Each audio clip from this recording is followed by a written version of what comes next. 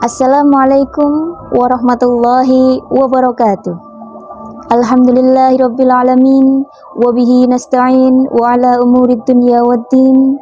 Wassalatu wassalamu ala asyrafil anbiya'i wal mursalin sayyidina wa maulana Muhammadin wa ala alihi wa ashabihi ajma'in. Amma ba'd. Saudara-saudari sebangsa dan setanah air, as-shaimin was-shaimat, khususnya keluarga besar Dharma Wanita Persatuan Kementerian Agama Kabupaten Lamongan, di antara peristiwa besar di dunia ini dan agung dan istimewa adalah peristiwa diturunkannya Al-Quran di bulan suci Ramadan. Allah menurunkan Al-Quran di bulan suci Ramadan. Al-Quran diturunkan kepada Nabi besar Muhammad sallallahu alaihi wasallam dengan perantara malaikat Jibril alaihissalam. Al-Quran tidak turun melayang-layang dari langit, tetapi Al-Quran diajarkan oleh malaikat Jibril kepada Nabi Muhammad.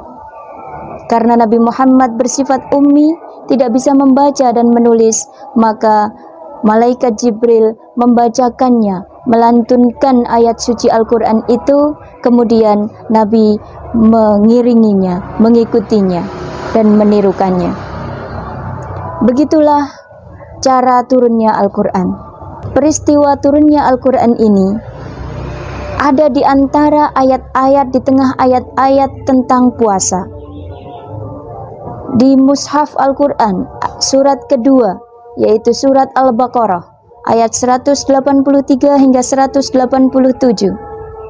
Di tengah-tengahnya pada ayat 185 Allah menegaskan bahwa turunnya Al-Quran adalah di bulan suci Ramadan. Allah berfirman, "Syahrul Ramadan alladzi unzila fihi al-Qur'an hudal linnas wa bayyinatin minal huda wal furqan." Diwajibkan atas engkau berpuasa di bulan Ramadan dan diturunkannya Al-Quran di bulan itu. Keluarga besar Dharma Wanita Persatuan Kementerian Agama Kabupaten Lamongan, Al-Quran diturunkan ke muka bumi ini sebagai pedoman hidup dan penjelas atas pedoman tersebut. Maka dari itu, Al-Quran bukan hanya sekedar bacaan, bukan hanya kitab yang hanya dibaca saja atau dilantunkan saja, tetapi Al-Quran seyogyanya dipahami dan dilaksanakan dalam cara berkehidupan, tata cara berkehidupan di dunia ini. Di dalam Al-Quran dijelaskan bagaimana tentang kehidupan kita mulai di alam rahim, sebelum kita lahir. Kemudian kita lahir ke dunia, mulai kecil, remaja hingga dewasa. Bagaimana kita bisa memilih mana yang benar dan mana yang batil, mana yang harus kita lakukan dan mana yang harus kita tinggalkan.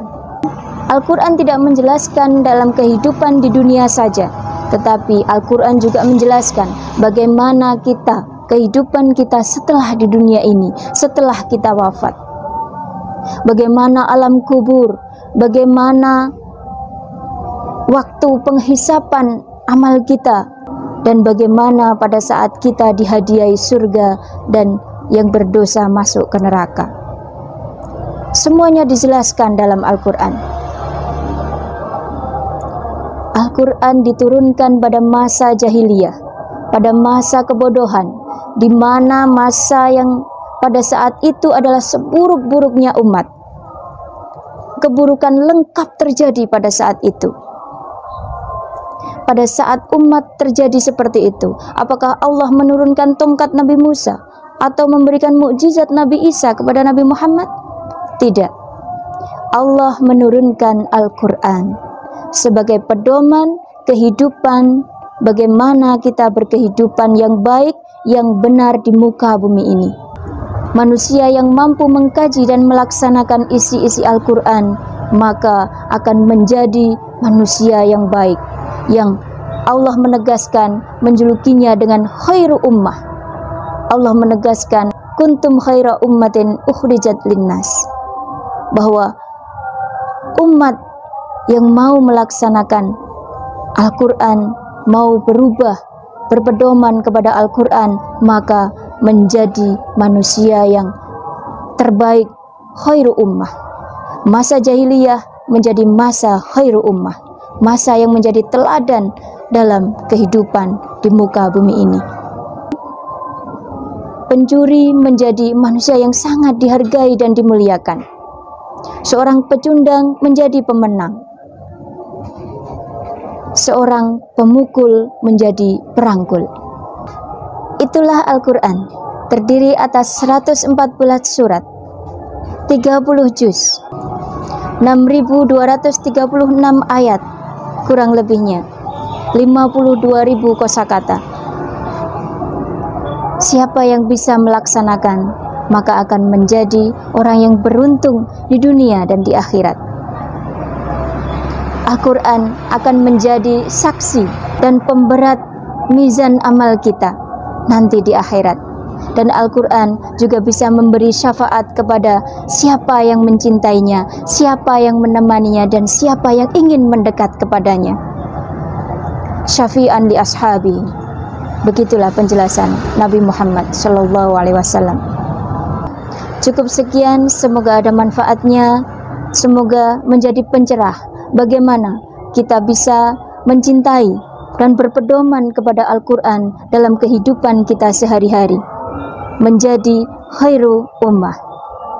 Wabillahi taufiq wal hidayah. Wassalamualaikum warahmatullahi wabarakatuh.